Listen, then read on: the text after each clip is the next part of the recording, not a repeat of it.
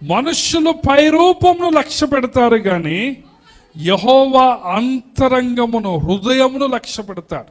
So మనము బాహ్య సంబంధమైన క్రియలలో ఉంటున్నాము, మతం లాగానే మనము ఫాలో అవుతున్నాము. వాక్యాన్ని, యేసయ్యని ఈ రోజున చాలామంది ఒక మతం లాగానే ఫాలో అవుతుంటున్నారు. నిజానికి యేసు ప్రభు మత్తయి సువార్త 7వ అధ్యాయంలో చాలా కఠినమైన మాటలు అంటాడు. వాళ్ళట యేసయ్య దగ్గరకు వచ్చి ఆ రోజున, యేసయ్య నీ నామమున మేము దయ్యాలు వెలగొట్టినామంట, అద్భుతములు చేశామంట. అప్పుడు యేసయ్య ఏమంటాడు? అక్రమము చేయువారులారా మీరెవరో నాకు తెలియదు, నా యుద్ధ నుంచి తొలగిపోండి.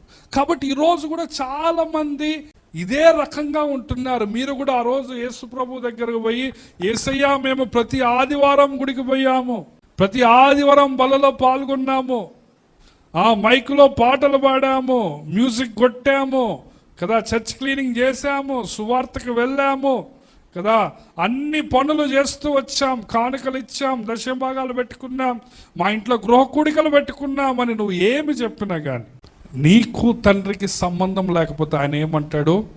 నువ్వెవరో నాకు తెలియదు. సో ప్రభువా ప్రభువా అని పిలుచువాడు పరలోక రాజ్యంలో ప్రవేశించడు. కానీ ఎవరు ప్రవేశిస్తారట చెప్పండి? నా తండ్రి చిత్త ప్రకారం చేయవు.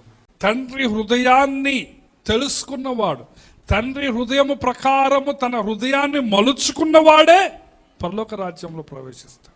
అద్భుతాలు చేసిన వాళ్ళు కాదు, ఆదివారం గుడికొచ్చిన వాళ్ళు కాదు, మత సంబంధంగా బాహ్య సంబంధమైన క్రియలు చేసిన వాళ్ళు కాదు. కయ్యోను హేబేలులో మనం ఇదే చూస్తాం.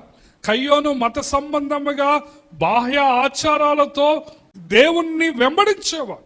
ఏదో కొంత కానుక ఇవ్వాలని మత సంబంధంగా ఇచ్చినవాడు కానీ తనను తాను ప్రభువుకి సమర్పించుకోవాలి. కయ్యోను దేనికి గుర్తు అంటే మత సంబంధమైన ఆచారాలకు గుర్తు. కానీ హేబేలు ఏం చేశారంటే హృదయములో తనను తాను దేవునికి సమర్పించుకొని తనను తాను బలిపీఠం మీద పెట్టుకున్నాడు.